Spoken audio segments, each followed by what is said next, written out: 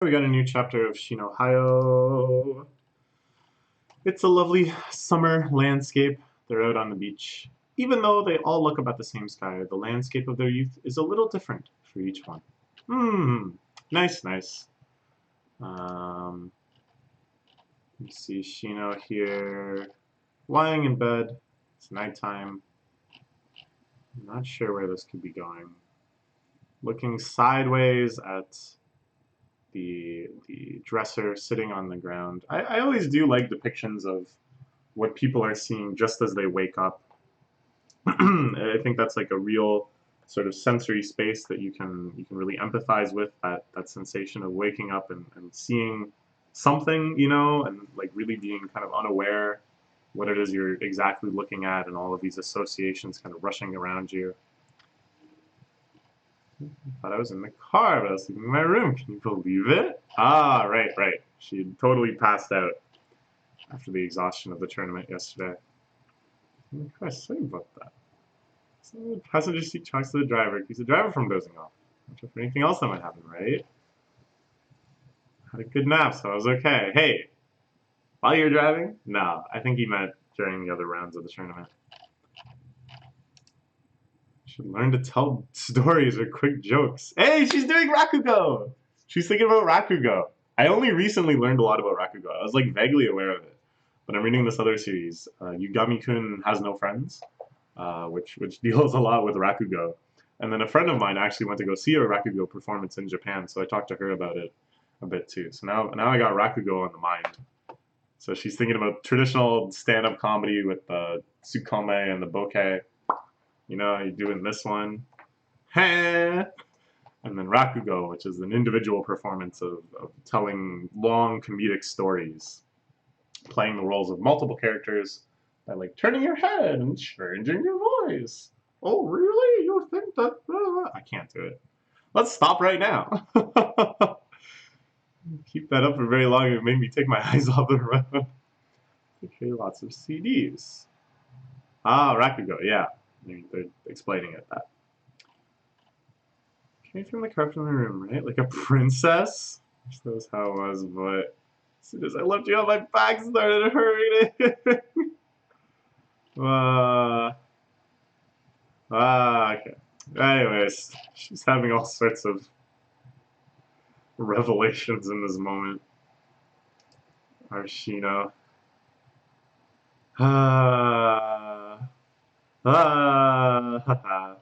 Alright. A nice little slice of life.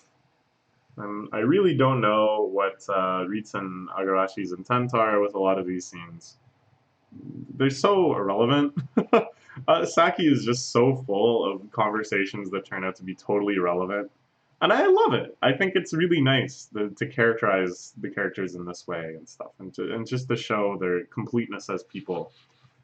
It's so against normal shonen sports series philosophy, which in structure and general attitude, Saki series resemble the most. It's always about ganbare and teamwork and the importance of the game above all, and all of that stuff. But you would never catch a typical shonen sports protagonist talking about anything but the sports at hand with their friends. And yet Saki has a totally kind of different attitude because they include all of these just strange little interactions. Anyways, we need to have a victory celebration. Alright. Fast. Till now, whether I won or got third place, I was always so excited I couldn't sleep. Today I was exhausted for some reason. I didn't have as much fun as I usually do. I did have fun, but if the wish to win gets stronger, the fun goes away just a little. Wow. This is a kind of melancholy around the pursuit of victory that is very rare for Saki series, and as I said, would be perhaps even more rare in sports shonen series. Usually they do kind of talk about various trade-offs between fun and determination, scenes where they have to confront the fact that them being winners makes other people losers. The sadness there, that's something that Saki has always delved into. But this kind of dichotomy between fun and wanting to win, wanting to have fun and wanting to win, is something that is actually deliberately argued against in mainstream or mainline Saki series. Mainstream. What? Mainline Saki, you know? Like the very famous scene where Saki is playing against Koromo, and she's like, "Isn't mahjong fun?" Tanoshi ne. That's like the banner line of Saki. That even though they're just at each other's throats, that this is the most intense match, that it's so much is on the line and the circumstances are so oppressive, Saki's having fun, right? So I don't know if it's that Shino is just kind of a different character than Saki, and that her entire trajectory and personality is going to be different. I don't know. I mean, we know that she's one of the most powerful players in the timeline of mainline Saki, like by the time she's grown up that much. Or if it's something that she's going to come to that revelation later. Oh, I really, really want to win. I'm doing my best to win, but this is the most fun I've ever had playing Mahjong. This is going to be interesting. Happens a lot in sports and table games. Winning becomes the goal. It's not wrong to think about winning, but this is it. I like winning too. So now playing was fun in its own way, even when I lost. Practice games at the club are still a lot of fun, even when I lose, but official games are different. In the team tournament, I thought I had to win for the sake of everyone. I want us to go as far as possible so Mom can see me. It's possible that Naiman, the world champion, knows something about Mom. It's Japan's champion soon, so I can meet with Naiman. Okay. Wow, yes. So this is her plan. And we saw this kind of pieced together through flashbacks and reflection and stuff. But this is, I guess, the first time she's telling her uncle about it.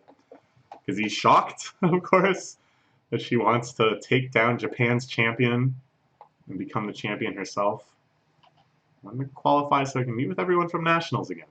Lots of reasons to win now, and the need to win has become much stronger. Nothing wrong with it, right? Mom always said have fun. She used to say, I like having fun too. I want to have fun. I'm going around in circles and I can't stop worrying. Ooh. So, meanwhile, what is Kana up to? She lost. She was humiliated. She is shouting the F word while punching her pillow. Wearing a shirt with a gigantic crab. Ah, this too is life. This too is youth. Ah, this is proof that you cared. This is proof that you cared. That's something that my friend said once. And it really stuck with me. At the time, I wasn't able to really internalize it, but in the days that followed, I thought it was quite a profound statement. I had lost at a tournament. It wasn't a bad loss, you know. I just got outplayed. It wasn't like I played poorly. And you know, I lost before I wanted to, even though in retrospect, it was probably where I should have expected myself to lose. And even though it was a good tournament and I played well and I had a lot of fun and saw a lot of friends, I felt very, very frustrated. I was kind of in shock at how frustrated I felt, how disappointed I was with myself, and how much I wished that things had gone differently. And I told this to my friend. I said, man, I'm like actually upset. I'm surprised I'm so upset. And I told him this because I was planning on just leaving, even though, you know, normally I want to hang out with people after a tournament. Even though normally the part after you're out in a tournament and you're just bumming around with people is sometimes the most fun part.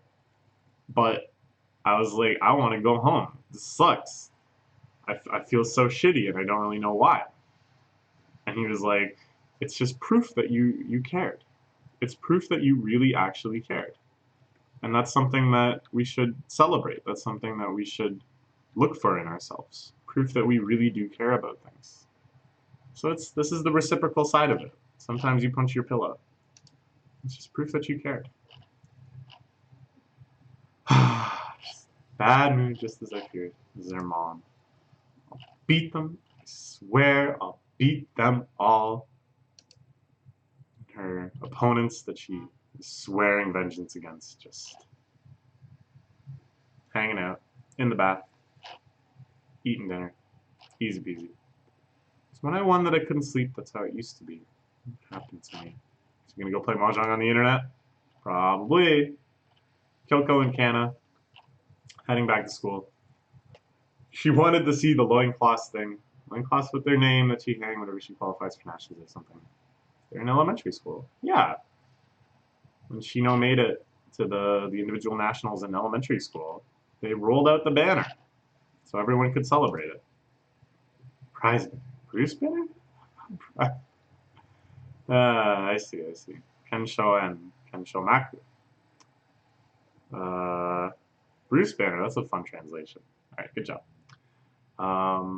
Yeah, the fact that it's not there. It's time to make. You couldn't sleep last night?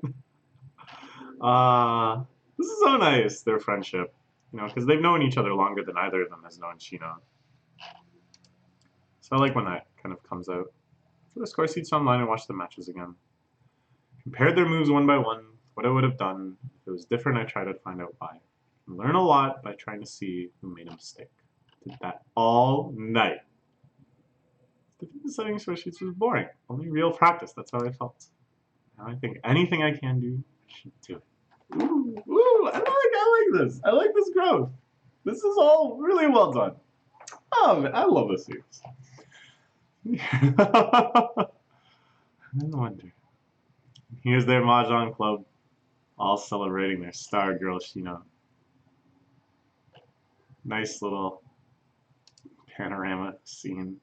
Morning, come on, let's play already. Nice, nice. Okay, a great chapter. Let's look forward to more.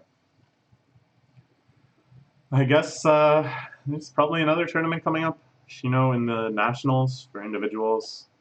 Some real monsters there for sure. Now that she's competing with all of middle schoolers, I can't wait to see. Some of the hypest moments in the series are when they foreshadow characters we know as adults in mainline Saki, in their youth here, still of course demonic terrors of the Mahjong table. So we will eagerly await to see who shows up. Okay, bye bye.